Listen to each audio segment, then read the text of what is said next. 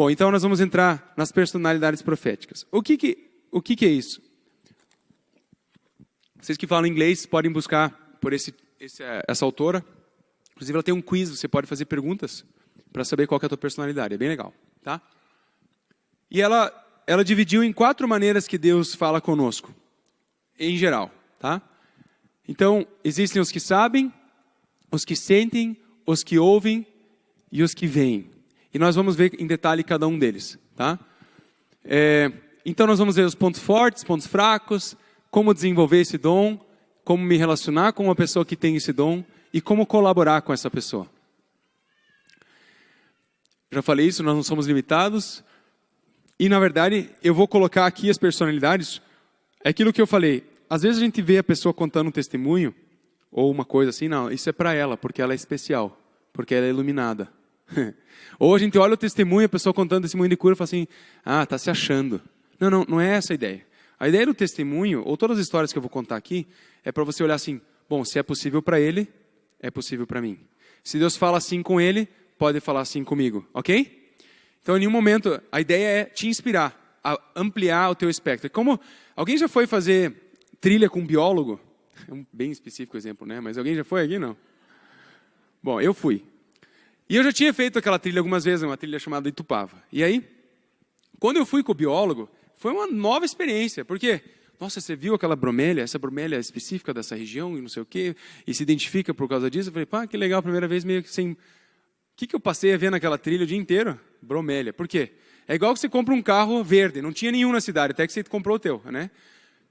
Por quê? Porque a gente aprendeu, ligou um canal. É como se salvou um novo canal da FM lá, né? Não estava salvo, você não ouvia. As ondas estão passando aqui, mas se você não sintonizar, não pega. Então a minha ideia com vocês hoje você salvar umas novas frequências no teu rádio, de como Deus fala com você, ok?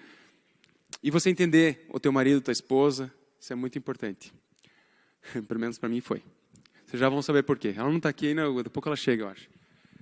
Tá lá? Tá chegando tua hora, meu amor, vem aqui. Ok. Então, knowers. O que são os knowers, os que sabem? São as pessoas racionais, alemãs, engenheiras como eu, que quando as pessoas falam, estou sentindo Deus, você não sente nada. Quando as pessoas falam assim, nossa, a presença de Deus estava intensa, você não entende nada. Você chega assim, a pessoa fala assim, nossa, eu estou sentindo, mas não estou sentindo nada. Não, eu sinto que Deus está fazendo isso. Você fala assim, cara, esse cara deve ser meio lunático, né? Ou a pessoa fala assim, nossa, Deus me falou. Fala assim, como assim Deus falou com você? Você não existe, cara. Estou 30 anos na igreja, Deus nunca falou comigo. Audivelmente. Esse tipo de pessoa, a gente já vai ver algumas outras coisas mais. Então, essas pessoas são o quê? São intuitivas. As pessoas, elas seguem, elas têm uma racionalidade, uma capacidade de conclusão de ideias muito boa e vão seguindo. Deus se comunica como? Através de uma forte impressão. E isso é difícil de identificar para essas pessoas, porque parece que é a ideia deles. E aí que vem a história da mente de Cristo. Eu preciso entender que Deus fala comigo na minha intuição, na minha mente, nos meus pensamentos. Eu acho que eu devo fazer isso. Esse eu acho... Sabe como é que você quer perguntar para um cara desse se Deus está falando com ele? Falando, o que você acha sobre essa situação? Vamos orar e depois você me diz o que você acha. Ele vai falar o que Deus falou para ele. Ele não sabe. Mas Deus vai falar na mente dele. Ele é interrompido por um pensamento divino. Você lembra que eu falei que como eu identifico quando é algo que eu não posso pensar? Por quê? Porque eu sou um knower. Então, às vezes eu estou orando por uma pessoa e vem um pensamento que não é meu, ou que eu não produzi, eu já sei que é Deus falando comigo. Assim que eu identifico Deus falando comigo, é uma coisa, será que eu ia imaginar isso agora? Estou orando aqui, né? Um exemplo que eu tenho é, eu estou orando e me vem um pensamento do nada. Uma vez eu estava orando para uma mulher e me veio assim um pensamento, ela está sendo curada. Aí eu falei assim, eu acho que você está sendo curada de alguma coisa, eu não sei o que é. Aí o marido dela chegou em casa, o que você está doente que eu não sei que você vai ser curado? Daí ela falou assim, não, você não sabe, eu fui no médico hoje e eu tenho um cisto no meu seio, só que eu estou para visitar o especialista, depois eu ia te falar. E ela chegou no especialista, não tinha mais cisto nenhum. E assim, não sei por que Deus falou comigo assim, mas foi assim, não foi uma voz, foi um pensamento. Ok? Tem uma habilidade de discernir resultados, de ler o quadro e discernir. E por isso que essas pessoas às vezes desprezam os mais vamos dizer, os esotéricos, vou chamar aqui, os mais espirituais, os mais... Porque às vezes ele, na própria racionalidade dele, às vezes consegue concluir coisas de uma forma mais certeira do que alguém que tem essas experiências espirituais. E aí, às vezes, ela despreza a espiritualidade. Ela despreza a questão de sentir no corpo, ela acha que aquilo não serve para nada. Por quê? Porque ela não sente nada. E como que a gente faz? Né, o casamento sabe. Quem é casado sabe. A gente quer transformar o nosso marido ou esposa na nossa imagem e semelhança. Né? Porque aí o casamento seria perfeito. Mas isso não acontece, certo? A gente se esforça até, mas nunca vai acontecer, né? E aí, tudo que é igual a gente gosta.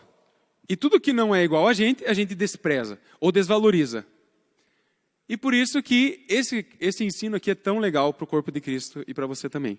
Porque você não precisa sentir nada, mas Deus vai falar com você. Mas, a gente já vai ver, isso não te dá permissão para desprezar aquilo que Deus está fazendo na vida do outro. E mais do que isso, nós somos chamados para não... Eu gosto dessa frase. Nós não somos chamados para respeitar as diferenças. Não é isso que o texto de 1 Coríntios 12 diz e Romanos 3 diz. Ele diz assim, nós somos chamados para celebrar as diferenças. Então eu vejo aquilo que Deus depositou na vida dele. E sabe que a Bíblia diz que eu sou a imagem e semelhança de Deus, certo? Então quer dizer que teu irmão da direita aí, ele tem uma imagem e semelhança de Deus que talvez você não tenha. E se você conseguir enxergar isso na vida dele, você vai perceber uma característica de Deus que você não teria se essa pessoa não existisse. E se eu consigo olhar as pessoas com esse olhar, gente, é muito fácil encorajar, é muito fácil consolar essa pessoa, porque eu vejo Deus nessa pessoa. O que Deus depositou na vida desse irmão? Qual que é o dom que Deus tem na vida dessa pessoa? Qual que é o pontos fortes, né? Então, ela é uma pessoa, como ela não sente... Ela chega num ambiente, mesmo que esteja opresso, sei lá, qualquer coisa assim, ele não percebe, ele segue a jornada dele. Vem oposição, ele não sente, então ele é firme. Geralmente ele é constante. Okay? Comumente certo a respeito da forma que as coisas vão acontecer. Então, numa reunião de visão, de planejamento estratégico, ele tem boas ideias. Só que se falar assim, vamos orar agora para perguntar o que Deus quer, ele vai ficar quieto. Por quê? Porque ele não vai ouvir, às vezes, ele não vai sentir. Só que se perguntar o que você acha disso aqui, ele vai te dar uma ideia. Cara, que ideia boa, vamos fazer. Uma vez que eles encontram a verdade de Deus, praticamente nada fará passar. Então, se Deus realmente confirmou isso para ele, ele vai seguir em frente. Pontos fracos, não é só coisa boa. Né? Não valoriza os que entendem Deus de um jeito diferente. Então, isso aqui para líderes é muito importante. Porque às vezes você como líder vai ser assim, porque você é uma pessoa constante, você é uma pessoa que vai atrás, você consegue estabelecer uma estrutura. E aí vem uma irmã, um irmão que é todo espiritual. Eu senti, estava orando, tive uma visão. E daí você olha para o cara assim, ixi, lá vem o cara com essa história de novo. Né? Precisamos valorizar. Supervalorizar o seu saber, deixando os outros para trás. Então, realmente aquilo que eu falei. Desvaloriza a experiência, desvaloriza essas coisas. Perder-se quando Deus muda de direção. Às vezes ele percebe que, cara, alguma coisa não está certa aqui. E como ele não é alguma coisa assim que ele escuta ou sente, às vezes ele se perde nessa hora. E a gente fica brincando, né, que se Abraão fosse um desse, ele tinha sacrificado Isaac, né? Brincadeira. Mas a ideia é de que ele não tinha visto nada, não tinha, né? Mas é bem isso, Deus pode mudar de direção. Quantos aqui já perceberam que às vezes na tua vida Deus claramente falou para você fazer alguma coisa e de repente mudou? Né? Então a gente tem que estar aberto a mudanças. Essa pessoa às vezes ela tem que se abrir. Pode ser que eu esteja enganado, lembra? Pode ser que eu possa estar errado, né? Como se relacionar com essa pessoa? Como se relacionar comigo? Essas pessoas raramente usarão palavras Deus disse. Ou eu sinto que. Então, raramente, eu tive que aprender muito para poder essa palavra sair da minha boca. Deus me falou. Para mim foi um exercício muito grande. Porque o que acontece? As pessoas, eu não tinha certeza. Então, por exemplo, uma reunião que eu tive, eu sou o que sabe e que vê. Eu estava numa reunião de liderança. E eu tive uma forte visão de um leão cego. Só que assim, era uma percepção e, bom, acho que é Deus falando, mas assim, aquilo eu acho, né? Então eu falei assim, depois da reunião passou, eu falei, olha, eu tive uma visão, eu creio que Deus quer falar alguma coisa com a gente. Eu acho que nós somos como um leão cego. que tem muita capacidade, recurso, mas ele é cego. Eu creio que Deus está falando para a gente que a gente precisa de uma visão para potencializar essa força. Só que eu não falei com a intensidade que eu acho que eu deveria ter falado. Mas por que eu não falei? Porque eu não sabia, eu não tinha certeza. E conforme eu fui desenvolvendo a minha capacidade de ouvir a voz de Deus, hoje eu tenho certeza daquilo que às vezes Deus fala comigo. Não é sempre que eu tenho certeza, mas mais frequentemente, ok? Valorizar, né? Eu preciso aprender, como você que não é, e você está com alguém, valorize as impressões. Pergunte, o que você acha dessa situação? Você já orou sobre isso? Tá? O que você acha? Como que você pensa que isso vai evoluir? Qual que é a tua percepção desse assunto? Ajudando-nos a comunicar, fazendo perguntas a Deus. Essa pessoa, por ela ser racional e não, às vezes não gastar tempo... a pessoa que ouve a Deus, por exemplo, ela vive fazendo perguntas para Deus. Essa pessoa não. Porque às vezes ela não escuta, então incentive ela a vamos gastar um tempo orando e depois a gente monitora aquilo que vem na nossa cabeça. Começa a escrever, começa a processar aquilo que está passando na tua cabeça. Como crescer, né? Não acredite na mentira de que você não é espiritual. Essa é a maior mentira que vem na cabeça das pessoas. Eu não sou tão espiritual como aquela pessoa. Eu não sou tão sensitiva como aquela pessoa. É uma mentira, você é espiritual como todos os outros. Confie no seu instinto e construa uma história com Deus. Por que construir uma história com Deus? Porque pela experiência... você vai percebendo, bom, isso era Deus falando, bom, isso não era. E aí você tem tua célula para testar, você tem teus amigos. Olha, eu estava orando e me veio uma sensação disso. Faz sentido isso na tua vida?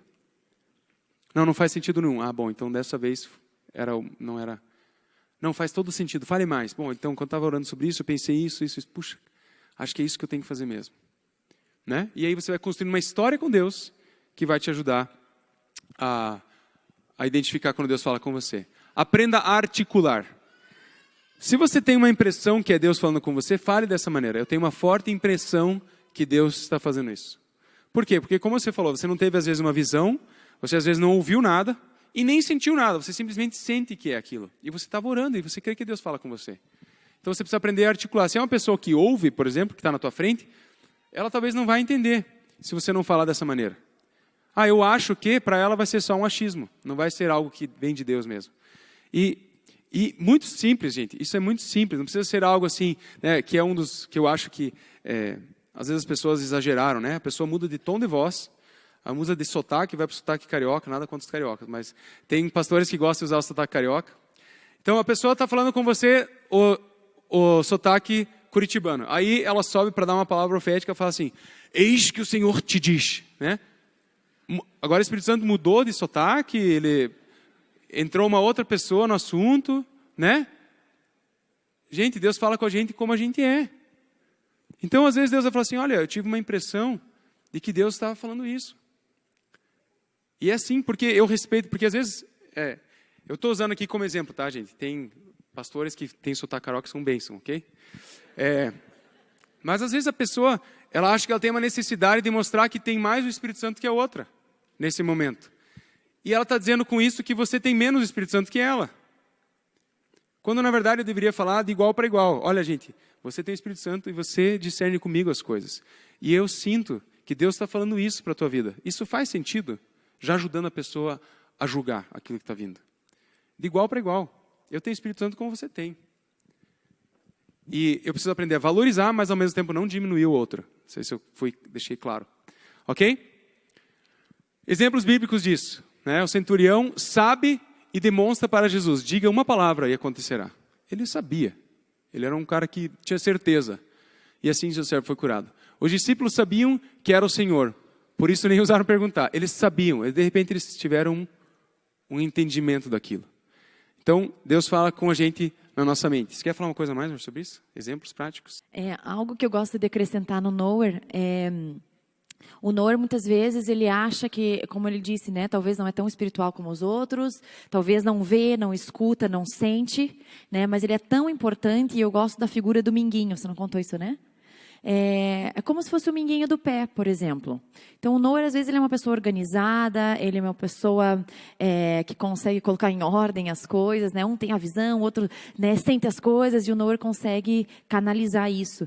E é como o minguinho do pé. O minguinho do pé, ele é pequenininho, ele está ali no cantinho, Mas tira o minguinho do pé para você ver o que acontece com o corpo humano. Perde o equilíbrio. O minguinho do pé ele é indispensável para o equilíbrio do corpo, do teu corpo humano. E assim é o knower, às vezes acha que é pequenininho. Mas não é não, é indispensável para o equilíbrio do corpo.